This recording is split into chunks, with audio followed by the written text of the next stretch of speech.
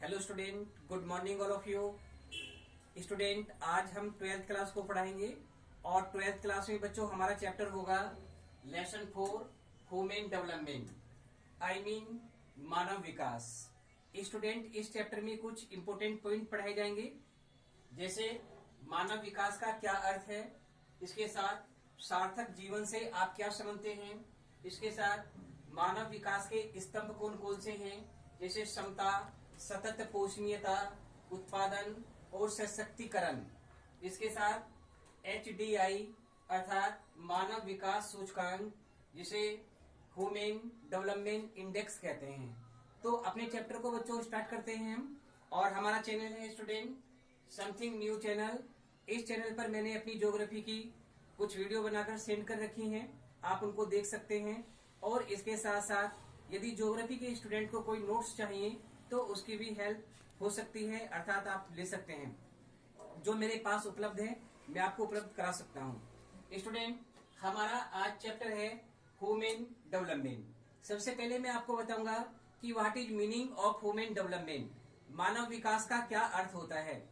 Student, human development का अर्थ होता है मानव का संपूर्ण विकास, अर्थात मानव का सार्वभौमिक विकास, I mean universal development of man, development of economics, आर्थिक विकास, या हम कह सकते हैं कि मानव विकास के अर्थ में कि मानव का सभी क्षेत्रों में विकास होना चाहिए, जैसे कि उसका आर्थिक विकास, सामाजिक विकास, नैतिक विकास और राजनीतिक स्वतंत्रता के साथ उसमें उसे अपने अवसरों की उपलब्धता होनी चाहिए और वह एक शिक्षित होकर समाज में अपना विकास करे और इसके साथ साथ उद्देश्यपूर्ण जीवन जिए। तो ऐसी कंडीशन को, ऐसी स्थिति को मानव विकास कहते हैं। एक बार फिर सुन लीजिए, मानव विकास का अर्थ होता है universal development of man, development in economics, development of moral, development of social and the freedom in political life. तो स्टूडेंट, यदि ये कंडीशन, ये सिचुएशन है तो हम समझेंगे कि उस मानव का, उस व्यक्ति का विकास हो रहा है। इसके बाद आता है सार्थक जीवन।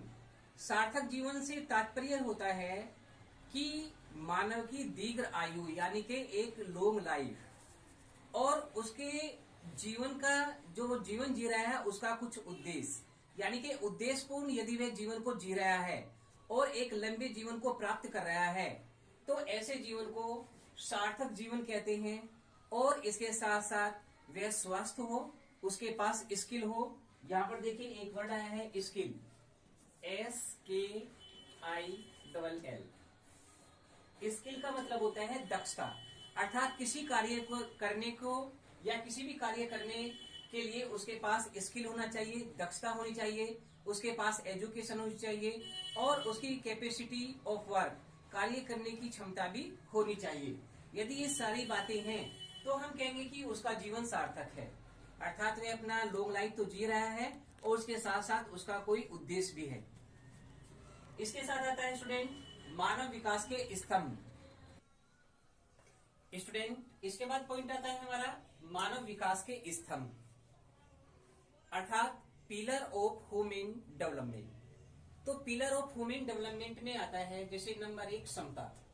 स्टूडेंट, समता का अर्थ होता है अवसरों की समानता एवं स्वतंत्रता, अर्थात इस सोसाइटी में, इस समाज में सभी मानव एक समान हैं।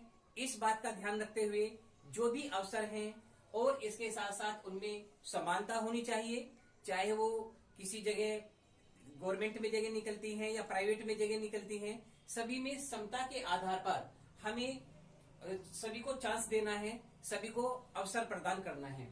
इसके साथ आता है सतत पोषणीयता।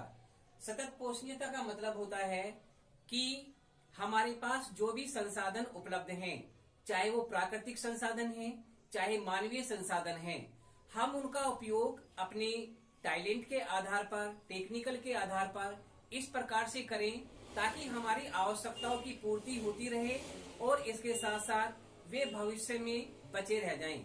अर्थात संसाधनों का संरक्षण बहुत जरूरी है और आने वाली न्यू जनरेशन के लिए जब उनकी आवश्यकता होगी तब वे उसका इस्तेमाल कर सकते हैं। यहाँ पर दो चीज बच्चों ध्यान देने की है। पहला ये कि कंजर्वेशन ऑफ रिसोर्सेज, संसाधनों का कंजर्वेशन करना है, संरक्षण करना है। इसके साथ साथ जो भी हम विकास कर रहे हैं या जो भी उपयोग हम कर रहे हैं संसाधनों का, ये देखना है कि पर्यावरण उनसे प्रदूषित तो नहीं हो रहा है, अर्थात एनवायरमेंटल हमारा पोल्यूटेड तो नहीं हो रहा है। अब आ जाता है कि सतत पोषणीयता विकास में किन बातों का ध्यान रखना है। सबसे पहले कंजर्वेशन ऑफ रिसोर्सेज, और इसके साथ साथ एनवायरमेंट हमारा पोल्यूशन ना हो, हमारा एनवायरमेंट पोल्यूटेड ना हो, किसी तरह का प्रदूषण ना हो, हमें इस बात का ध्यान रखना होता है। स्टूडेंट, एक चैप्टर में मैंने आप लोगों को समझाया था कि सतत पोषणीय डेवलपमेंट या सतत पोषणीयता डेवलपमेंट से आप क्या समझते हैं। इसे बच्चों मैंने बताया था, सतत पोषणीय डेवलपमेंट का मतलब होता है कि जब भी हम विकास करें, अपने संसाधनों का संरक्षण करते हुए करें और पर्यावरण प्रदूषित ना हो, इस बात का ध्यान रखें। ये मैंने पहले ऑलरेडी आपको समझा रखा है। इसके बाद आता है उत्पादन। उत्पादन से यहाँ पर तात्पर्य होता है कि जो भी हम उत्पादन कर रहे हैं अपनी स्किल के आधार पर करें, अपनी टेक्निकल के आधार पर करें, और इसके साथ साथ समाज में उसका पॉजिटिव रिजल्ट आए, उसकी गुणात्मक पर हमें ध्यान देना है, यानी कि गुणात्मक उसकी वैरायटी अच्छी हो, और इसके साथ साथ किसी तरह का कोई पोल्यूशन ना हो, हम अपने संसाधनों का उसमें पूरी तरह से उपयोग करें। इसके साथ आता है सशक्तिकरण। सशक्तिकरण से यहाँ अर्थ लगाया गया है कि सभी को, चाहे वो मेल है फीमेल है, अपनी क्षमता के अनुसार कार्य करना है, और इसके साथ साथ अपनी स्किल का उपयोग भी करना है, अपनी टेक्निकल का उपयोग भी करना है। जैसे मैंने बताया सस्टेनेबल डेवलपमेंट में बताया था सतत पोषणीय विकास में, तो सतत पोषणीय विकास में भी हमें अपनी क्षमता का उपयोग करना होता है, अपनी टेक्निकल का उपयोग करना होता है, और जो भी हमारे पास उपलब्ध संसाधन होते हैं उनका पूरा उपयोग करना होता है। और इसके साथ स्टूडेंट आपको बताया जाएगा मानव विकास के आधार, बेस ऑफ ह्यूमन डेवलपमेंट।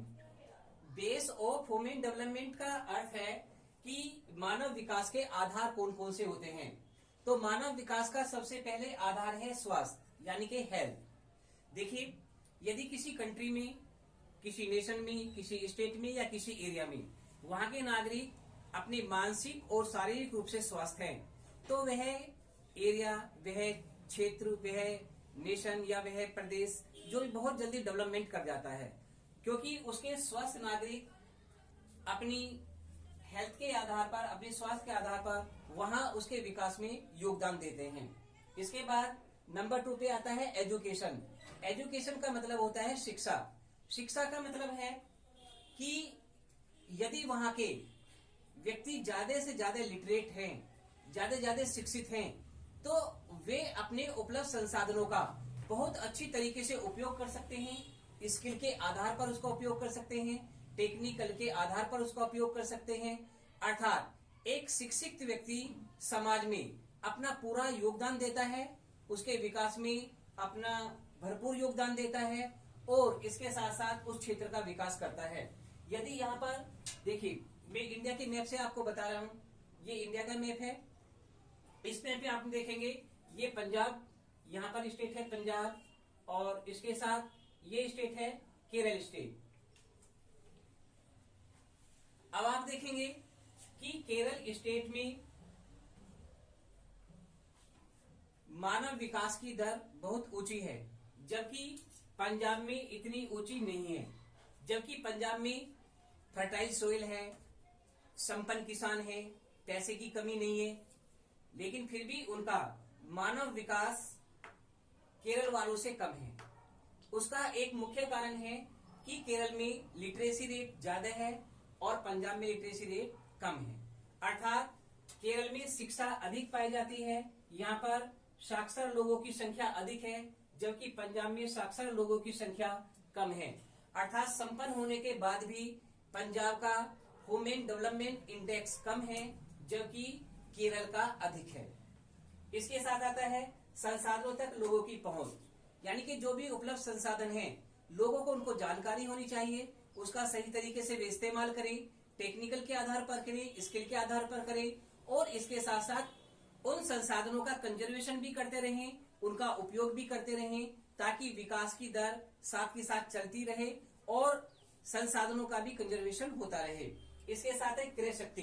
क्रय शक्ति का मतलब होता है परचेज पावर। यदि किसी व्यक्ति की सोसाइटी में परचेज पावर अधिक है, वो ज्यादा से ज्यादा खरीदारी करता है, तो उसका डेवलपमेंट हो रहा है, यानी कि उसका विकास हो रहा है, उसके पास पैसे की कमी नहीं है।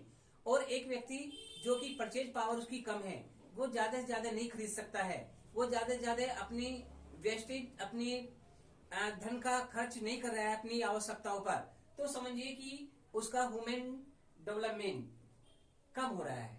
एग्जाम्पल के लिए, यदि कोई व्यक्ति स्कॉर्पियो गाड़ी में जाता है या इसके साथ टाटा सफारी में दुकान पर जाता है और वो 10,000 का सामान थोड़ी सी देर में खरीद लेता है, उसी के साथ एक व्यक्ति आता है, बेचारा साइकिल पे आता है, पता लगा कि वो 500 या 1000 रुपए का सामान खरीदता है, और एक व्यक्ति पैदल आता है बाई फुट और पता लगा कि वो 100 रुपए का सामान खरीदता है।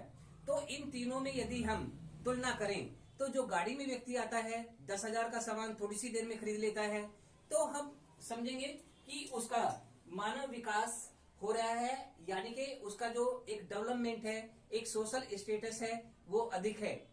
और जो व्यक्ति कम खरीद रहा है, बड़े सोच समझ कर खरीद रहा है, उसके पास पैसा नहीं है, उसका ह्यूमन डेवलपमेंट अभी नहीं हो रहा है। तो स्टूडेंट, इस चैप्टर में मैंने आपको बताया मीनिंग ऑफ ह्यूमन डेवलपमेंट, मानव विकास का क्या अर्थ है, आई mean universal development of human. इसके साथ मैंने बताया आपको सार्थक जीवन, जब हम दीर्घ आयु प्राप्त करते हुए अपने जीवन को उद्देश्यपूर्ण जीते हैं, तो ऐसे जीवन को हम सार्थक जीवन कहते हैं। इसके साथ मैंने बताया मानव विकास के स्तंभ, यानी कि पिलर ऑफ ह्यूमन डेवलपमेंट, तो उसमें मैंने बताया समता, सतत पोषणीयता और उत्पादन सशक्तिकरण। बच्चों, ये 4 आधार हैं, स्तंभ हैं मानव विकास के। इसके साथ मानव विकास सूचकांक अर्थात HDI, ह्यूमन डेवलपमेंट इंडेक्स, मानव विकास सूचकांक। इसके साथ आया मानव विकास के आधार, जिनमें नंबर 1 मैंने बताया हेल्थ, आई मीन स्वास्थ्य, नंबर 2 एजुकेशन यानी कि शिक्षा, संसाधनों तक लोगों की पहुंच, और इसके साथ है परचेज पावर।